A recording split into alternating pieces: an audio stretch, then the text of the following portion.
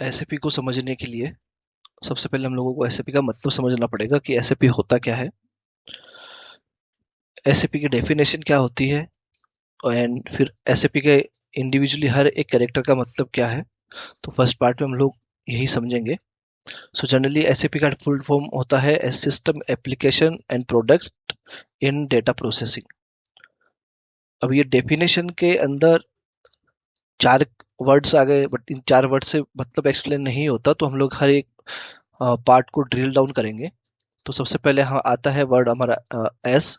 S का मतलब है सिस्टम।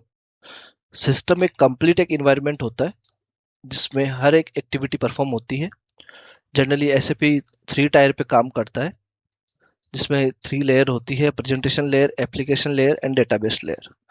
प्रेजेंटेशन लेयर एसएपी का जीयूआई का पार्ट है, जिसमें यूजर इंटरेक्ट करता है। एप्लीकेशन लेयर वो है जहाँ पे बिजनेस को सिस्टम में इम्प्लीमेंट किया हुआ होता है, या हम लोग ऐसे बोल सकते हैं जहाँ पे बिजनेस प्रोसेस होता है। थर्ड है डेटाबेस लेयर, जहाँ पे हमारा डेटा स्टोर होता है। सो सिस्टम का मतलब सिर्फ सॉफ्टवेयर ही नहीं होता है, बल्कि एक कंप्लीट इन्वायरमेंट है जिसमें हार्डवेयर यानी कि सर्वर्स, सॉफ्टवेयर यानी कि एसएपी प्रोग्राम्स, डेटाबेस यानी कि डेटा स्टोरेज, यूजर्स मतलब एंड यूजर एंड कंसल्टेंट, ये सब मिलके सिस्टम बनाते हैं। देन हमारा नेक्स्ट आता है ए। ए स्टैंड करता है एप्लीकेशन के लिए। एप्लीकेशन का मतलब है एसएपी के फंक्शनल मॉड्यूल्स, जो बिजनेस को डिफरेंट काम जो बिजनेस का हैंडल करते हैं उनको सिस्टम में इम्प्लीमेंट करते हैं। बिजनेस की रिक्वायरमेंट को, बिजनेस की प्रोसेस को, बिजनेस के हर एक डिपार्टमेंट को सिस्टम में लाने का काम करते हैं। सो एप्लीकेशन में जनरली क्या क्या आते हैं? सो इसमें डिफरेंट मॉड्यूल्स हो गए: FICO finance, accounting, controlling, MM material management, SD sales and distribution, PP production, QM quality management, PS project system and plan maintenance, SCM human resource. So ये कंप्लीट एप्लीकेशन यूज होते हैं हर एक business की, हर एक industry की department को उनकी business process को सिस्टम में इम्प्लीमेंट करने के लिए। देन फिर थर्ड पार्ट आता है प्रोडक्ट। प्रोडक्ट का मतलब है एसएपी के डिफरेंट सॉफ्टवेयर वर्जन या एसएपी के डिफरेंट सॉल्यूशन जो कंपनी यूज करती है। सो सबसे इंपॉर्टेंट और कंफ्यूजिंग पार्ट प्रोडक्ट्स में लोग ये गलती करते हैं कि एसएपी के प्रोडक्ट्स एक ही प्रोडक्ट है, एसएपी इंडिविजुअली एक सिंगल प्रोडक्ट है, बल्कि एसएपी का जो मल्टीपल प्रोडक्ट्स होते हैं। कुछ पॉपुलर प्रोडक्ट्स मैं बताता हूँ जनरली आपको, जैसे एसएपी ईसीसी है जो ओल्डर वर्जन था, एसएपी एस4 आना जो करंट लेटेस्ट वर्जन यूज हो रहा है, then SAP Ariba, SAP success factor, SAP BW. So SAP को समझने से पहले एक चीज समझना बहुत जरूरी है, वो है ईआरपी। अगर आप ईआरपी समझ गए तो एसएपी ऑटोमेटिकली समझ में आ जाएगा। ईआरपी का फुल फॉर्म होता है enterprise resource planning. Simple language में अगर मैं कहूँ, ईआरपी एक सॉफ्टवेयर सिस्टम होता है जो कंपनी के सारी बिजनेस प्रोसेस को एक ही जगह पे मैनेज करता है। अगर ईआरपी को हम लोग ब्रेक डाउन करें, ईआरपी के हम लोग फर्स्ट वर्ड को अगर लें एंटरप्राइज को, एंटरप्राइज का मतलब होता है कंपनी या बिजनेस ऑर्गेनाइजेशन। अब ऑर्गेनाइजेशन छोटी, मीडियम या लार्ज कुछ भी हो सकती है। देन सेकंड वर्ड आता है रिसोर्स। रिसोर्स का मतलब है वो सब चीजें जो बिजनेस यूज करता है, लाइक एम्प्लॉय, मनी, रो या saleable materials, machines, hardware and software. Then third word आता है प्लानिंग। प्लानिंग का मतलब है रिसोर्स को एफिशिएंटली यूज करना, प्रॉपर मैनेजमेंट करना, फ्यूचर के लिए प्लानिंग करना। ईआरपी एक ऐसा सिस्टम है जो कंपनी के सारे रिसोर्स और प्रोसेस को एफिशिएंटली मैनेज करता है, वो भी एक ही प्लेटफॉर्म पे। विदाउट ईआरपी जनरली क्या होता था पहले, फाइनेंस अलग सॉफ्टवेयर में एंट्री परफॉर्म करता था, सेल्स अलग सॉफ्टवेयर में एंट्री परफॉर्म करता था, इन्वेंट्री अलग सॉफ्टवेयर में ट्रैक होती थी। इसकी वजह से डेटा मिसमैच का प्रॉब्लम होता था, मैनुअल वर्क बढ़ता था, एरर्स बहुत होते थे, एंड टाइम वेस्ट भी होता था। सो विथ ईआरपी या ईआरपी को यूज करने के बाद में सभी डिपार्टमेंट एक ही सिस्टम को यूज करते हैं, डेटा रियल टाइम अपडेट होता है, प्रोसेस का ऑटोमेशन हो जाता है, एरर्स कम हो जाते हैं, रिजल्ट में बिजनेस फास्ट एंड एक्यूरेट होता है। सो बेसिक ईआरपी का हम लोग अगर बेनिफिट अगर कंसिडर करें तो जनरली हमारा सेंट्रलाइज डेटा रहता है, रियल टाइम इंफॉर्मेशन मिलती है, बेटर डिसीजन मेकिंग होता है, वर्क का ऑटोमेशन हो सकता है, एंड हमारी प्रोडक्टिविटी इंक्रीज होती है। एसएपी और ईआरपी का मतलब समझने के बाद में एसएपी एंड ईआरपी क्या होता है वो क्लियर हुआ। अभी हम लोग ईआरपी, जैसे एसएपी एक ईआरपी का टूल है या ईआरपी बेस्ड टूल है, वैसे ही मार्केट में और कौन कौन से टूल अवेलेबल है उनके बारे में थोड़ा सा पता कर लेते हैं। सो फर्स्ट आता है Oracle, then Microsoft Dynamics, Tally and Odoo. So generally ये इंडिविजुअली ईआरपी टूल्स मार्केट में अवेलेबल है जिनका इंडिविजुअली अलग अलग यूज केसेस है। जनरली कंपनियां अपने uses, complexity, cost and power के अकॉर्डिंग इनका यूजेस डिसाइड करती है। जरूरी नहीं कि हर एक कंपनी में एसएपी यूज हो। कंपनी के लिए जो बेस्ट है, जो उसकी बजट में, जो उसकी बिजनेस रिक्वायरमेंट को, जो उसकी इंडस्ट्री के लिए बेटर है, वही ईआरपी टूल यूज करती है। एसएपी को एक्सेस करने के लिए हमें एक टूल की जरूरत पड़ेगी, जिस टूल के थ्रू हम लोग एसएपी को एक्सेस करेंगे। इस टूल को डाउनलोड करने के लिए या तो आपकी कंपनी की आईटी टीम इसको डाउनलोड करके देगी या इंस्टॉल करके देगी आपके सिस्टम में, या फिर जिस इंस्टीट्यूट से आप ट्रेनिंग ले रहे हैं या जहां से आप सीख रहे हैं वहां से उस टूल को इंस्टॉल करवा सकते हो। एसएपी के टूल को जनरली हम लोग जीयूआई बोलते हैं, जहाँ पे जीयूआई का फुल फॉर्म होता है ग्राफिकल यूजर इंटरफेस। इस ग्राफिकल यूजर इंटरफेस या इस जीयूआई के अंदर हम लोग अपना क्रेडेंशियल मेंशन करते हैं, लाइक हम लोग किस सर्वर के ऊपर काम करने वाले हैं एंड उस सर्वर का लॉगिन आईडी एंड पासवर्ड क्या है। जनरली जब हम लोग उस सर्वर के ऊपर अपना आईडी एंड पासवर्ड डालते हैं, वहां पर अपनी एक नई स्क्रीन ओपन होगी, जिस स्क्रीन के ऊपर हम लोग हमारी जो एक्टिविटी करना चाहते हैं, हम लोग जैसे सेल्स ऑर्डर क्रिएट करना हो, परचेज ऑर्डर क्रिएट करना हो, बिलिंग करना हो, ये सारी एक्टिविटी हम लोग वहाँ पे परफॉर्म कर सकते हैं। सो एसएपी जीयूआई को एक्सेस करना मैं आपको बताऊंगा अभी आगे कि कैसे एसएपी का टूल दिखता है एंड उसके जीयूआई को कैसे एक्सेस करते हैं, उसमें सर्वर के क्रेडेंशियल कैसे बनाते हैं। एसएपी जीयूआई को इंस्टॉल होने के बाद में इस तरीके से हमें स्क्रीन विजिबल होगी। इस स्क्रीन के ऊपर जनरली हम लोग हमारा क्लाइंट और उन क्लाइंट के सर्वर मेंटेन करते हैं।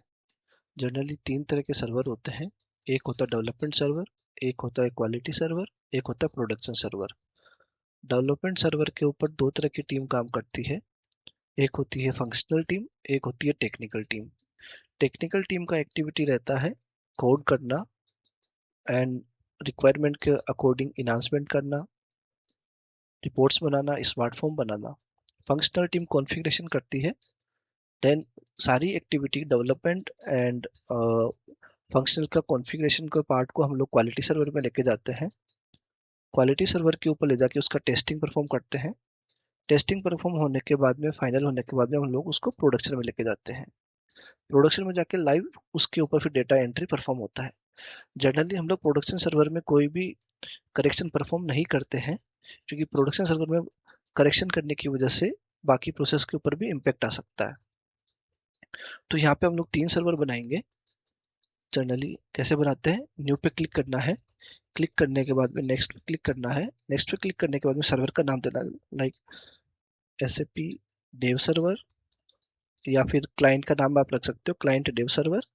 देन उसका एप्लीकेशन नंबर डालना है, जो भी उसका एप्लीकेशन नंबर रहेगा। देन इंस्टेंस नंबर डालना है। देन एसएपी या सिस्टम आईडी मेंशन करनी है। मेंशन करने के बाद में नेक्स्ट पे क्लिक करना है, नेक्स्ट पे क्लिक करके फिनिश करना है। इस तरीके से वो सर्वर यहाँ पे हमें विजिबल होने लग जाएगा। अभी मैंने एक सर्वर बनाया है, ऐसे ही आप अपने डेवलपमेंट, क्वालिटी और प्रोडक्शन सर्वर बना सकते हो। अभी मैं टेस्टिंग सर्वर को ओपन करता हूँ। जब आपका सर्वर यहाँ पे दिखने लग जाए उसके ऊपर डबल क्लिक करना है। डबल क्लिक करने के बाद में एक नया स्क्रीन ओपन होगा। इस स्क्रीन के ऊपर चार चीज है। पहला है क्लाइंट, दूसरा है यूजर, तीसरा पासवर्ड और चौथा है लैंग्वेज। तो क्लाइंट डेवलपमेंट सर्वर के ऊपर जनरली दो तरह के क्लाइंट होते हैं। एक होता है गोल्डन क्लाइंट, एक होता है टेस्टिंग क्लाइंट। गोल्डन क्लाइंट के ऊपर हम लोग कॉन्फ़िगरेशन करते हैं एंड वेब का कोड वगैरह भी हम लोग वहाँ पे कर सकते हैं। अदरवाइज हम लोग तीन क्लाइंट बना सकते हैं, एक गोल्डन क्लाइंट, एक डेवलपमेंट क्लाइंट और एक टेस्टिंग क्लाइंट। डेवलपमेंट क्लाइंट के ऊपर वेब का कोड होगा, गोल्डन क्लाइंट के ऊपर फंक्शनल का कॉन्फ़िगरेशन होगा और टेस्टिंग क्लाइंट के ऊपर दोनों का एक्टिविटी टेस्ट हो जाएगा। उसके बाद में क्लाइंट, यहाँ पे हमारा जो क्लाइंट रहेगा क्लाइंट मेंशन करना है, उसके बाद में यूजर आईडी डालना है। अभी मैं मेरा यूजर आईडी डाल रहा हूँ। यूजर आईडी डालने के बाद में पासवर्ड डालना है। पासवर्ड डालने के बाद में एंटर कर देना है। एंटर करने के बाद में एक न्यू स्क्रीन ओपन होगा। इस स्क्रीन के अंदर अभी हम लोगों को तीन पार्ट हम लोगों को बेसिकली समझना है। पहला SAP इजी एक्सेस के नीचे का स्क्रीन समझना है एंड ऊपर के ये जितने भी बटन्स हैं इनका यूज समझना है। सबसे पहले हम लोग नीचे वाला समझ लेते हैं। SAP मेन्यू स्क्रीन के अंदर जितना भी ये आपको एरिया दिख रहा है, इसके अंदर हम लोग अगर इसको ब्रेक डाउन करेंगे तो ये हम लोगों को हमारे पाथ के ऊपर लेके चला जाएगा। अभी मैं लॉजिस्टिक पे क्लिक करता हूँ, मटेरियल मैनेजमेंट पे क्लिक करता हूँ, परचेजिंग पे क्लिक करता हूँ, परचेज ऑर्डर पे क्लिक करता हूँ, देन क्रिएट पे क्लिक करता हूँ।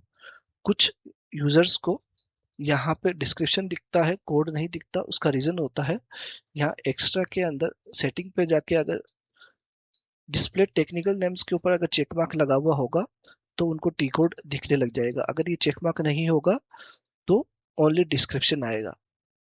अभी मैंने डू नॉट डिस्प्ले पिक्चर कर रखा है, इसकी वजह से जो यहाँ पे राइट साइड के अंदर जो पिक्चर डिस्प्ले होती है, जहाँ पे क्लाइंट की पिक्चर हो सकती है या अभी मेरे यहाँ पे टेस्टिंग सर्वर है तो टेस्टिंग सर्वर की इमेज आएगी।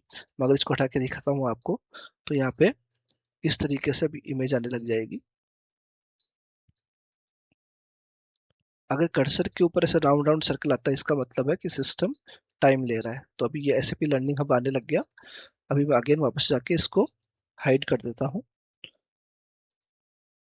ये SAP मेन्यू को अगर मुझे डिस्प्ले नहीं करके रखना है, ओनली मुझे जो फेवरेट्स के अंदर ट्रांजेक्शन वगैरह हमने मेंशन कर रखे हैं वही रखने हैं, तो हम लोग उसको यहाँ पे डिस्प्ले करा सकते हैं।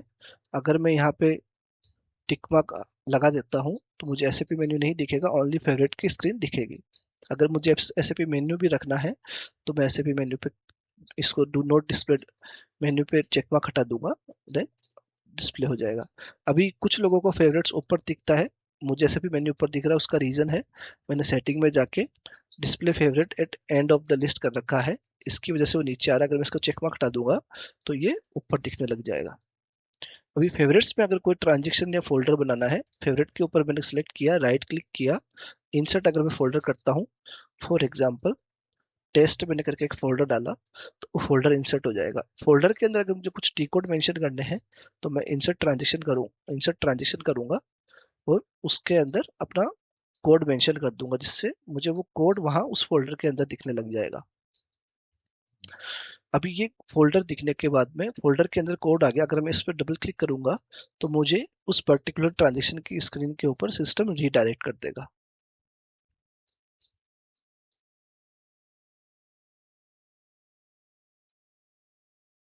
तो इस तरीके से मुझे स्क्रीन दिखने लग जाएगी। अगर मैं यहाँ से आके बैक प्रेस करूंगा तो मैं पीछे आ जाऊंगा।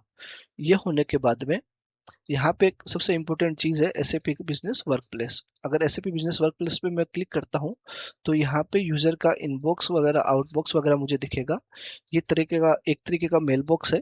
जनरली ये हम लोगों को वर्क फ्लो वगैरह में काम आता है, जहाँ पे हम लोगों के पास में नोटिफिकेशन आते हैं या फिर मैं परचेज ऑर्डर के अप्रूवल वगैरह आते हैं तो मैं डायरेक्टली यहाँ से इनबॉक्स में देख वर्क फ्लो के अंदर आके मेरे मेल देख के उनको अप्रूव कर सकता हूँ।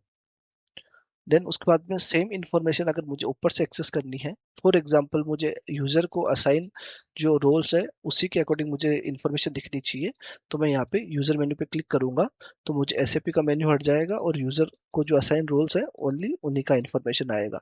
अगर मुझे यूजर का रोल नहीं देखना है, SAP मेन्यू देखना है, तो मैं SAP मेन्यू पे क्लिक करूंगा तो SAP का इंफॉर्मेशन मुझे दिखने लग जाएगा। अगर मैं बिजनेस वर्क प्लेस पे क्लिक करता हूँ तो मैं जो वहां पे से मैं बिजनेस वर्क प्लेस में गया था, मैं डायरेक्टली उसको ऊपर से भी एक्सेस कर सकता हूँ। देन फिर ये रोल्स को एडिट करने के लिए है, ये रोल जो डिस्प्ले करने के लिए है, अगर हम लोगों को इनको करना है तो वो कर सकते हैं। रिफ्रेश करने के लिए हम लोग रिफ्रेश भी कर सकते हैं। लेफ्ट साइड के अंदर जो आइकन है, इससे हम लोग जीयूआई को क्लोज कर सकते हैं, नया विंडो ओपन कर सकते हैं, अगर हमने कोई ट्रांजेक्शन रन किया उसको स्टॉप कर सकते हैं। देन एडिट के अंदर हम लोग एग्जीक्यूट कर सकते हैं, नया विंडो ओपन कर सकते हैं और शॉर्टकट भी डेस्कटॉप पे बना सकते हैं। फेवरेट के अंदर जो मैंने यहाँ से फेवरेट के ऊपर क्लिक करके राइट क्लिक करके जो एक्टिविटी परफॉर्म की थी वो मैं ऊपर से फेवरेट के बटन से भी कर सकता हूँ। एक्स्ट्रा के अंदर जनरली हम लोगों को ये डॉक्यूमेंटेशन डिस्प्ले करने के लिए यही इन्फॉर्मेशन काम आती है और मोस्टली सेटिंग का इन्फॉर्मेशन काम आता है। उसके अलावा सिस्टम और हेल्प को हम लोग आगे चलते जाएंगे और उसको समझते जाएंगे।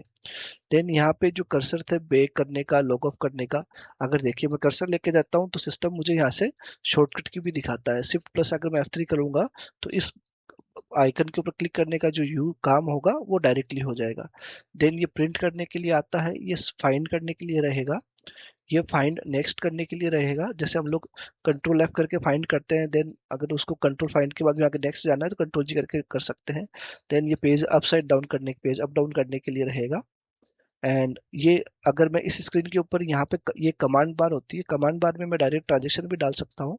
जैसे अभी मैंने यहाँ पे MIGO का स्क्रीन पे क्लिक करके नीचे SAP मेन्यू पास से गया था, मैं डायरेक्ट यहाँ पे ट्रांजेक्शन कोड को टाइप करके जा सकता हूँ।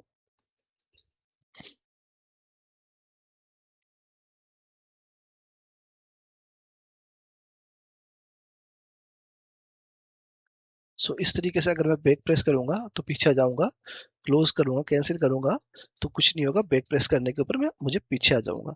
ये वाला स्क्रीन बहुत इंपॉर्टेंट है, ऑप्शन ये वाला आइकन, इसके ऊपर मुझे एसएपी का किसी किसी को एसएपी की थीम नहीं दिखती है, उसको अलग थीम दिखती है, तो मैं विजुअल डिजाइन पे जाऊंगा, थीम सेटिंग पे जाऊंगा, यहाँ पे कुछ अलग थीम अगर सेलेक्ट की हुई है तो आप एसएपी सिग्नेचर थीम सेलेक्ट कर लो, अप्लाई कर दो, ओके कर दो। देन फिर नेक्स्ट आता है, जिस तरीके से आइकन दिखने चाहिए पर शॉर्टकट की दिखनी चाहिए, तो मैं शो कीज के ऊपर एंड इसके नीचे वाले पे चेक मार्क करूंगा और ओके कर दूंगा। इस तरीके से ये बेसिक सेटिंग होती है जिसको हम लोग पहले परफॉर्म करके रखते हैं।